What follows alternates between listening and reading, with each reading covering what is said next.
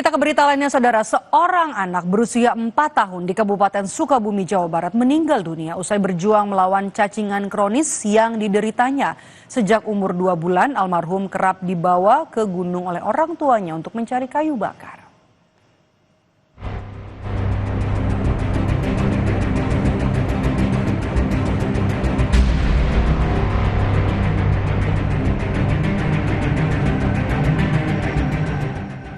Anak itu bernama Raya. Bersama orang tuanya, Raya tinggal di Kampung Pandangenyang, Desa Cianaga, Kecamatan Kabandungan, Kabupaten Sukabumi, Jawa Barat. Raya meninggal dunia di rumah sakit pada 22 Juli 2025 di usia 4 tahun.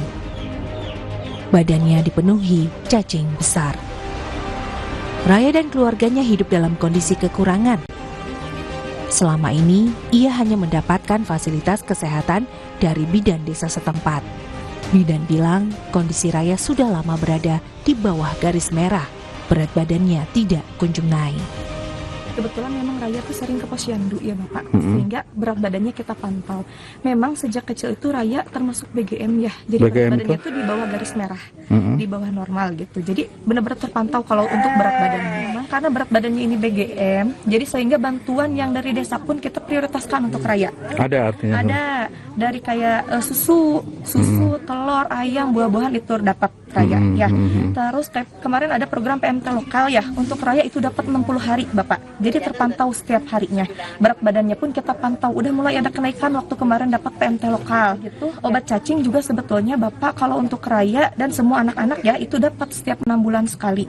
Setiap bulan Februari dan Agustus. Jadi untuk Raya juga terakhir dapat berarti bulan Februari itu dapat obat cacing. Budi Andriana, PLT Camat Kabandungan menduga kondisi Raya bisa jadi berawal dari pola asuh keluarganya. Sejak umur 2 bulan, Raya kerap dibawa ke gunung oleh orang tuanya untuk mencari kayu bakar. Memang dari awal dia juga ketika berusia 2 bulan memang ada laporan. Ya kebetulan kan keluarganya agak kurang ya, mohon maaf gitu kan.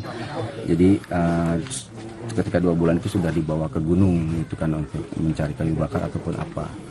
Terus kemarin juga ketika kita ingin ketika ada laporan terus ingin melakukan perekaman ya terkait dengan administrasi pendudukan itu menghilang 2 hari sehingga menyulitkan kami terkait dengan proses selanjutnya. Raya itu sebetulnya tadi yang disampaikan itu awalnya kan dari BGM ya, memang terkait dengan pola asuh juga di keluarga. Terus yang kedua sebetulnya sudah ada berbagai upaya, hanya saja kan tadi gitu kan kita sampaikan ada kurang, ya mohon maaf lah kekurangan daripada keluarganya. Kini Raya telah dimakamkan tidak jauh dari rumahnya. Insan Maulana Firdaus, Kompas TV, Sukabumi, Jawa Barat. Gubernur Jawa Barat Deddy Mulyadi mengungkapkan keprihatinannya mendalam atas meninggalnya balita akibat cacingan akut ini. Pemprov Jawa Barat pun langsung menangani orang tua almarhum yang juga mengidap penyakit serius serta memberikan teguran keras kepada Bupati Sukabumi. Kedua orang tua almarhum dilarikan ke Rumah Sakit Ulas Asih karena mengidap tuberkulosis atau TBC. Sementara sang ibu mengalami gangguan kejiwaan. Keduanya kini ditangani langsung oleh pemerintah Provinsi Jawa Barat. Deddy Mulyadi, Gubernur Jawa Barat mengaku prihatin karena peristiwa meninggalnya Raya tidak diketahui oleh aparat pemerintah maupun tenaga medis setempat.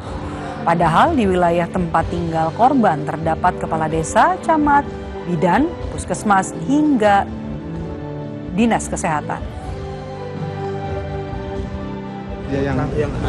Oh ya, hari ini orang tuanya sudah di Rumah Sakit Ulas Asih lagi saya tanganin karena kan mengalami gangguan kejiwaan dan TBC.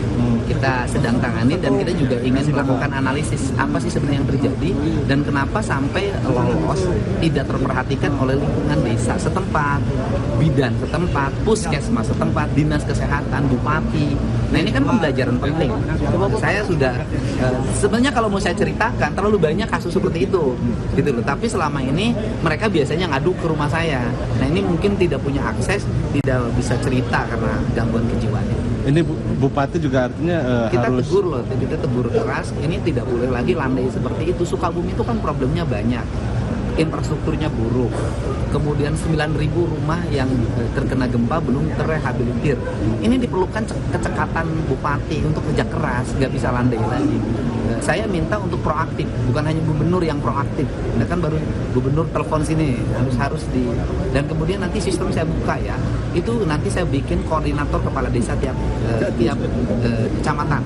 Nah tiap kecamatan koordinator kepala desa, ada koordinator tingkat kabupaten. Nah nanti masyarakat boleh harus lapor ke kepala desanya. Kepala desanya nanti kan WA kan cepat, lapor ke kecamatan, nanti lapor ke kabupaten, kabupatennya langsung akses ke saya.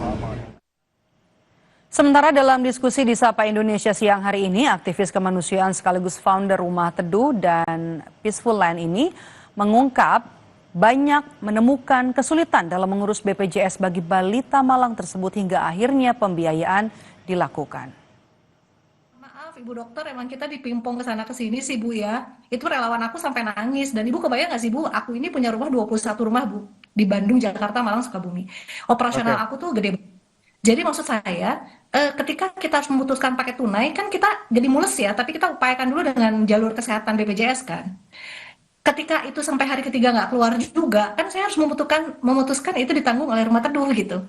Dimana kondisinya Raya ada di Picu ya, lumayan lah ya Argo di Picu ya Bu ya. Tapi ya bismillah, akhirnya ketika memang sudah mentok ya saya bilang ke relawan, ya udahlah nggak apa-apa, kita udah ikhtiar maksimal, udah kesana sini, Kadinsos, Dinkes, segala macam gitu. Ketika nggak keluar juga ya sudah, kita putuskan bilang ke rumah sakit, kita tanggung atas nama Rumah Teduh. Kepala Dinas Kesehatan Provinsi Jawa Barat, Vini Adiani, juga merespons dan menyebut sebenarnya RSUD di Sukabumi, Jawa Barat memiliki anggaran untuk sejumlah kasus pasien yang tidak terdaftar dalam BPJS bagi warga yang tidak mampu. Dinas Kesehatan Provinsi Jawa Barat sudah menyiapkan anggaran bagi 6 RSUD di wilayah Jawa Barat. Beberapa jadi ada uang yang disiapkan untuk di luar BPJS ya, jadi bagi orang-orang yang tidak mampu, yang tidak punya pembiayaan, itu sebetulnya kami sudah punya uang yang kita siapkan di 6 RSUD kami ya, di Jampang, Kulon, jadi di daerah-daerah yang terpencil memang, di Jampang, Kulon, di Sukabumi ya, RSUD Jampang, Kulon, Sukabumi, ada Rumah Sakit Pempek di Garut, ada Rumah Sakit Paru di Cirebon, Kuningan, ada di Welas Asih, Kabupaten Bandung, ada di Rumah Sakit Kesehatan Kerja di Kabupaten Bandung juga, dan juga ada di Rumah Sakit Jiwa Pemerintah Provinsi Jawa Barat. Kalau Bu In sebetulnya punya permasalahan itu, Bu In memang bisa kontak kepada kami begitu Bu In ya. Sebetulnya Dinas Kesehatan Kota Kabupaten itu sudah tahu begitu ya, bahwa di kami di provinsi itu ada satu tim yang siap untuk menyelesaikan permasalahan-permasalahan seperti yang tadi disampaikan.